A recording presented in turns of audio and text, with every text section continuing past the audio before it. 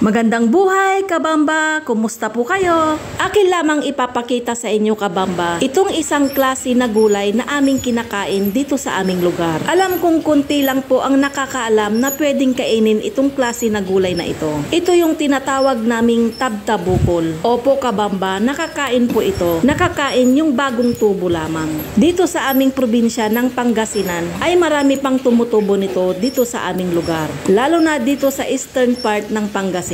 Karamihan sa mga nakakaalam nito ay mga taga-norte. At base sa mga comment doon sa aking na-post na picture, ay maraming sumagot doon na ito ay pinapakain daw sa baboy. Ito ay niluluto daw nila at hinahalo sa darak. Opo, alam ko po yun na isa rin ito na pinapakain sa baboy. Yun ay yung mga magulang na ganito. Yun bang matigas na yung mga dahon at may mga bulaklak na ito. Itong tabtabukol ay tumutubo lamang dito sa aming lugar tuwing buwan ng Mayo or after ng unang ulan ng buwan ng Mayo. Kung tumubo na ito ay maghintay ka lamang ng 3 hanggang 5 araw dahil mabilis lang ito lumaki. Yung ganitong size yung pwede pang kainin. Tinanggal ko lang yung pinakaugat nito at yung talbos lang yung aking iluluto mamaya. Akin lamang itong hinugasan ng ilang beses. At ito namang daing na bangus yung aking ipapartner dito. The best na ipartner talaga dito ay pritong isda. At lalo na ay pag tinapa ito. Kaya lang ay hindi ako nakabili ng tinapa. At eksakto ay mayroon naman akong stock na bangus dito sa aming ref. Akin lamang itong tinimplahan ng asin, paminta, bawang at sukang tubo. Masarap din pala dito sa daing na bangus. Instead na suka ang inyong ilagay ay pwede rin dito ang kalamansi. At damihan nyo rin ito ng bawang. Yan din ang isang magpapasarap dito sa ating daing na bangus. Akin lamang itong tinakpan at binabad ito ng 2 oras. After naman ng pagbababad ko dito ng 2 oras ay agad ko naman na itong prinito.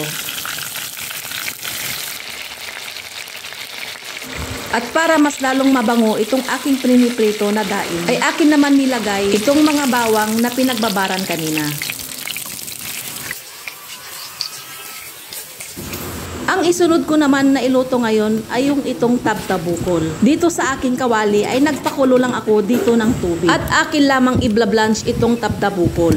Pakuluan lamang natin ito ng 1 hanggang 2 minuto. Ganito lang kabilis ang pagluto dito. Salamat pala sa aking pamangkin na si Kenneth na siya ang kumuha at nagbigay nito sa akin. Galing pa ito sa Pusurubio, Pangasinan kung saan ako pinanganak. Ang isang masarap din na luto ng tabtabukol ay sinasahog din namin ito sa munggo or yung tinatawag naming balatong. Pwede rin kahit yung white beans o kaya yung black beans. Pagkaluto ko naman nito ay agad ko naman nilagyan ng tubig tsaka ko ito piniga. Pigain lang ng mabuti para maalis yung katas. Ang gagawin ko naman na sausawan nito ay bagoong suka with sili. Ito yung isang masarap na sausawan nito. Pwede rin dito yung bagoong at kamatis. Alam kong hindi lahat kaming mga Ilocano ay kumakain nito. Paki-like or mag-comment ka na lang sa video na to kung isa ka sa mga kumakain ng tabtabukol. Ay nanaimas manan mangan kabamba lalo no agkamot ka. At talaga namang mapapakain ka pag ganito kasarap ang ulam. Paki-like and share na lang itong video na to para maraming makapanood. Maraming salamat sa panonood, kabamba. Hanggang sa muli!